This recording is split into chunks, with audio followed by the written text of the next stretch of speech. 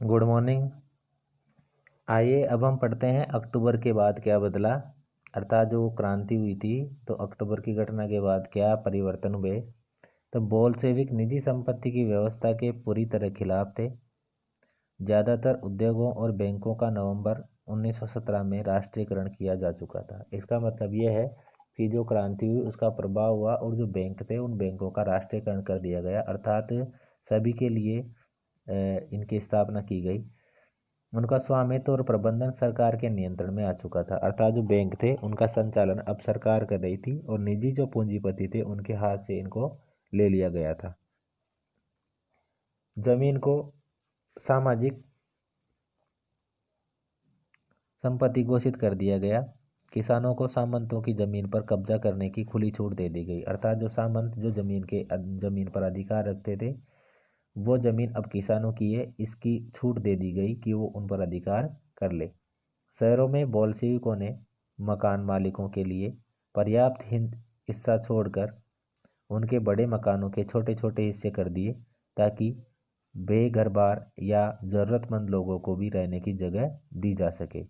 उन्होंने अभिजात्य वर्ग द्वारा पुरानी पदवियों के इस्तेमाल पर रोक लगा दी, अर्थात जो वर्ग अभिजात्य वर्ग का मतलब है जो समाज में एक अपना विशेष प्रभाव रखता है, तो ऐसा जो वर्ग था उस वर्ग ने जो पदवियां धारण कर रखी थी उन पर रोक लगा दी उन्होंने। परिवर्तन को स्पष्ट रूप से सामने लाने के लिए सेना और सरकारी अफसरों की वर्दियां बदल दी गई। इसके लिए 1918 में एक परिधान प्रतियोगिता आयोजित की गई जिसमें सोवियत टोपी का चुनाव किया गया, अर्थात एक टोपी बनाई गई सोवियत टोपी, उसको वो पहनने लगे। बोल्शेविक पार्टी का नाम बदलकर रूसी कम्युनिस्ट पार्टी रख दिया गया। नवंबर 1917 में बोल्शेविकों ने संविधान सभा के लिए चुनाव कराए, लेकिन इन चुनावों में उन्हें बहुमत नहीं मिल पाया, अर्थात चुनाव तो कराए लेकिन उनकी सरकार नहीं बन पाई। जनवरी 1918 में असेंबली ने बोल्शेविकों के प्रस्ताव को खारिज कर दिया और लेनिन ने असेंबली बर्खास्त कर दी। उनका मत था कि अनिश्चित परिस्थितियों में चुनी गई असेंबली के मुकाबले अखिल रूसी सोवियत कांग्रेस कहीं ज़्यादा लोकतांत्रिक संस्था है। मार्च 1918 में अन्य राजनीतिक सहयोगियों की असहमति के बावजूद बोल्शेविकों ने ब्रेस्ट लिटोस्क में जर्मनी में संधि कर ली, अर्थात जो जर्मनी थी उससे संधि कर ली गई। आने वाले सालों में बोल्शेविक पार्टी अखिल रूसी सोवियत कांग्रेस के लिए होने वाले चुनाव में हिस्सा लेने वाली एकमात्र पार्टी रह गई। अखिल रूसी सोवियत कांग्रेस को अब देश की संसद का दर्जा दे दिया गया, अर्थात उनको जो संसद थी उसका दर्जा दे दिया गया। रूस एक दलीय राजनीतिक व्यवस्था वाला देश बन गया, अर्थात रूस में एक ही दल था राजनीतिक पार्टी, वो उनकी व्यवस्था हो गई। ट्रेड यूनियनों पर पार्टी का नियंत्रण रहता था। गुप्तचर पुलिस, जिसे पहले चेका और बाद में ओजीपीयू तथा एनकेवीडी का नाम दिया गया, अर्थात ये इनके नाम रख दिए गए, में ओजीपीयू तथा एनकेवीडी का इनका नाम दे दिया गया।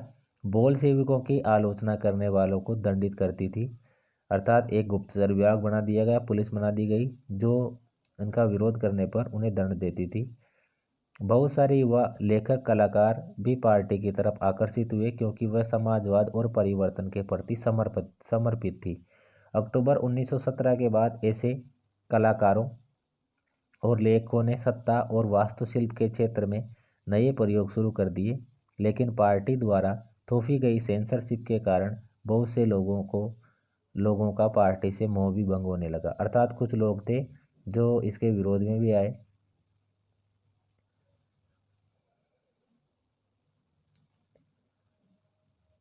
अक्टूबर की क्रांति और रूसी ग्रामीण इलाके, अर्थात दो अलग अलग दृष्टिकोण हैं, दो अलग अलग सोच है लोगों की। 25 अक्टूबर 1905 को हुई क्रांति की उथल पुथल की खबर अगले ही दिन गांव में पहुंच गई। लोगों ने खूब खुशियां मनाई। किसानों के लिए इसका मतलब था कि मुफ्त जमीन और युद्ध का खात्मा। जिस दिन खबर मिली थी उसी दिन जमींदार की हवेली लूट ली गई, उसके खेत कब्जे में ले लिए गए और उसके विशालकाय बाग के पेड़ काटकर सारी लकड़ी किसानों के बीच बांट दी गई। उसकी सारी इमारतें तोड़ दी गई और उसकी ज़मीन किसानों के बीच बांट दी गई और एक नई सोवियत ज़िंदगी जीने की तैयार थे, अर्थात एक नया जीवन हो गया उनका। दूसरी तरफ देखते हैं तो एक जमींदार परिवार के सदस्य ने अपने रिश्तेदार को भेजे खत में लिखा है कि उसके परिवार की जागीर के साथ क्या हुआ था। तख्ता पलट बिना किसी परेशानी के खामोशी से और शांतिपूर्ण पूरा हो गया। शुरुआती दिन बर्दाश्त के बाहर थे। मिखाइल अर्थात जागीर का जो मालिक था वो शांत था। लड़कियां भी। इसमें कोई शक नहीं है कि चेयरमैन का व्यवहार सही है, बल्कि वह बड़ी विनम्रता से बात करता है। हमारे पास 2 गाय और 2 घोड़े छोड़ दिए गए। नौकर बार बार उन्हें यही कहते हैं कि हमारी फिक्र न करें, उन्हें जीने दें। उनकी सुरक्षा और संपत्ति का ही जिम्मा हमारे ऊपर है। हम उनसे मानवता भरा व्यवहार ही करेंगे। अफवाह है कि कई गांवों में लोग कमेटियों को बाहर निकालकर पूरी जागीर दोबारा मिखाइल मिखाइलोविच को सौंपना चाहते हैं। पता नहीं ऐसा होगा या नहीं, या ये हमारे लिए अच्छा भी रहेगा या नहीं, पर हम इस बात का संतोष है कि हमारे लोगों में चेतना है। अर्थात ये 2 अलग अलग विचारधाराएं बताई गई है। अब इसके बाद हम पढ़ेंगे गृह युद्ध, अर्थात जो गृह युद्ध है, अर्थात जो देश है उस देश में किस प्रकार से युद्ध छिड़ गया। जब बोल्शेविकों ने जमीन के पुनर्वितरण का आदेश दिया तो रूसी सेना टूटने लगी। ज़्यादातर सिपाही किसान थे। वे भूमि पुनर्वितरण के लिए घर लौटना चाहते थे, इसलिए सेना छोड़कर जाने लगे। गैर बोल्शेविक समाजवादियों, उदारवादियों और राजशाहियों के समर्थकों ने बोल्शेविक विद्रोह की निंदा की। उनके नेता दक्षिण रूस से इकट्ठा होकर बोल्शेविक यानी कि रेड से लड़ने के लिए टुकड़ियां संगठित करने लगे। 1918 और 19 में रूसी राज्य के ज़्यादातर हिस्सों पर सामाजिक क्रांतिकारियों अर्थात ग्रीन्स और जार समर्थकों अर्थात वाइट्स का ही नियंत्रण रहा। उन्हें फ्रांसीसी, अमेरिकी, ब्रिटिश और जापानी टुकड़ियों का भी समर्थन मिल रहा था। ये सभी शक्तियाँ रूस में समाजवाद को फलते फूलते नहीं देखना चाहती थी। इन टुकड़ियों और बोल्शेविकों के बीच चल रहे गृह युद्ध के दौरान लूटमार, डकैती, भूखमरी जैसी समस्याएं बड़े पैमाने पर फैल गई। देखिए, जैसे ये नियम बनाया गया कि जो सामंत है वो सामंतों से ज़मीन छीन ली जाए और किसानों को दे दी जाए और ज़मीन का पुनर्वितरण किया जाए, तो जो सेना के लोग थे वो सेना में अपनी नौकरी छोड़कर जा रहे थे। क्यों? क्योंकि वो अधिकतर किसान ही थे जो सेना में भर्ती हुए थे। तो उन लोगों ने क्या किया कि नौकरी छोड़ना शुरू कर दिया और वो गाँव की तरफ आ गए। वायर्स में भी जो निजी संपत्ति के हिमायती थे उन्हें जमीन पर कब्जा करने वाले किसानों के खिलाफ काफ़ी सख्त रवैया अपनाया। उनकी इन हरकतों के कारण तो गैर बोल्शेविकों के प्रति जनसमर्थन और भी तेजी से घटने लगा। जनवरी 1920 तक भूतपूर्व रूसी साम्राज्य के ज़्यादातर हिस्सों पर बोल्शेविकों का नियंत्रण कायम हो चुका था। उन्हें गैर रूसी राष्ट्रवादियों और मुस्लिम जदीदियों की मदद से ये कामयाबी मिली। जहां रूसी उपनिवेशवादी ही बोल्शेविक विचारधारा के अनुयायी बन गए थे, वहां ये मदद काम नहीं आ सकी। मध्य एशिया स्थित खीवा में बोल्शेविक उपनिवेशकों ने समाजवाद की रक्षा के नाम पर स्थानीय राष्ट्रवादियों का बड़े पैमाने पर कत्लेआम किया। ऐसे हालत में बहुत सारे लोगों को ये समझ में नहीं आ रहा था कि बोल्शेविक सरकार क्या चाहती है। अर्थात जो बोल्शेविक सरकार है वो क्या चाहती है, वो किसानों से क्या चाहती है, क्रांतिकारियों से क्या चाहती है, या देश से क्या चाहती है, कुछ भी समझ में नहीं आ रहा था। आंशिक रूप से इसी समस्या से निपटने के लिए ज़्यादातर गैर रूसी राष्ट्रीयताओं को सोवियत संघ दिसंबर 1922 में रूसी साम्राज्य में से बोल्शेविकों द्वारा स्थापित किया गया राज्य के अंतर्गत राजनीतिक स्वायत्तता दे दी गई। अर्थात वो भी अब चुनाव वगैरह लड़ सकते हैं। लेकिन क्योंकि बोल्शेविकों ने स्थानीय सरकारों पर कई अलोपप्रिय और सख्त नीतियां जैसे घुमंतुवाद की रोकथाम की कड़ी कोशिशें थोप दी थी, इसलिए विभिन्न राष्ट्रीयताओं का विश्वास जीतने के प्रयास आंशिक रूप से ही सफल हो पाए। अर्थात पूरी तरीके से वो सफल नहीं हुए।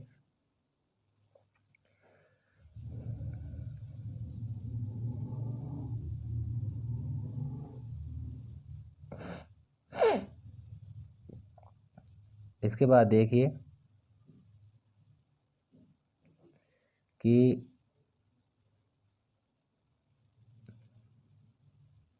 समाजवादी समाज का निर्माण, अर्थात जो समाजवादी समाज का निर्माण है वो कैसे हुआ। गृह युद्ध के दौरान बोल्शेविकों ने उद्योग और बैंकों के राष्ट्रीयकरण को जारी रखा। उन्होंने किसानों को उस जमीन पर खेती की छूट दे दी जिसका समाजीकरण किया जा चुका था, अर्थात समाज में जो बांटी गई जमीन थी उस पर किसान खेती करने लगे। जब्त किए गए खेतों का इस्तेमाल बोल्शेविक ये दिखाने के लिए करते थे कि सामूहिकता क्या होती है। शासन के लिए केंद्रीकृत नियोजन की व्यवस्था लागू की गई, अर्थात एक ही स्तर पर सरकार चलाई गई। अफसर इस बात का हिसाब लगाते थे कि अर्थव्यवस्था किस तरह काम कर सकती है। इस आधार पर वे 5 साल के लिए लक्ष्य तय कर देते थे। इस आधार पर उन्होंने पंचवर्षीय योजनाएं बनानी शुरू कर दी, अर्थात 5 वर्ष की योजनाएं उन्होंने चालू कर दी। पहली दो योजनाओं 1927 से 32 और 1933 से 38 के दौरान औद्योगिक विकास को बढ़ावा देने के लिए सरकार ने सभी तरह की कीमतें स्थिर कर दी, अर्थात उद्योगों को ज़्यादा विकास किया गया।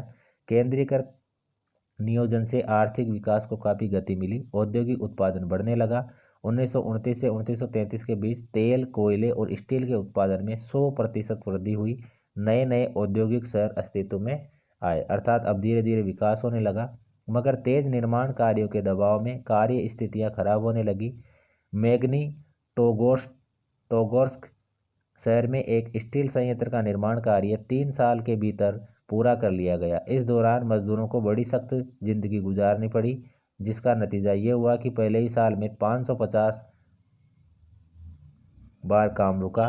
रिहायशी क्वार्टरों में झाड़ों में शौचालय जाने के लिए 40 डिग्री कम तापमान पर लोग चौथी मंजिल से उतरकर सड़क के पार दौड़ कर जाते थे, अर्थात ये स्थितियाँ थी। एक विस्तारित शिक्षा व्यवस्था विकसित की गई और फैक्ट्री कामगारों एवं किसानों को विश्वविद्यालयों में दाखिला दिलाने के लिए खास इंतजाम किए गए। महिला कामगारों के बच्चों के लिए फैक्ट्रियों में बालवाड़ियाँ खोल दी गई, अर्थात छोटे छोटे बच्चों को पढ़ाने के लिए जो फैक्ट्रियाँ होती थी वहीं पर व्यवस्था की गई। सस्ती स्वास्थ्य सेवाएं उपलब्ध कराई गई। मजदूरों के लिए आदर्श रिहायशी मकान बनाए गए, लेकिन इन सारी कोशिशों के नतीजे सभी जगह एक जैसे नहीं रहे, क्योंकि सरकारी संसाधन सीमित थे, अर्थात सरकार के पास संसाधन सीमित थे, इसलिए सभी जगह ये जो व्यवस्थाएं हो रही थी उनका नतीजा एक तरीके से जो सकारात्मक था वो नहीं हो पाया। ओके।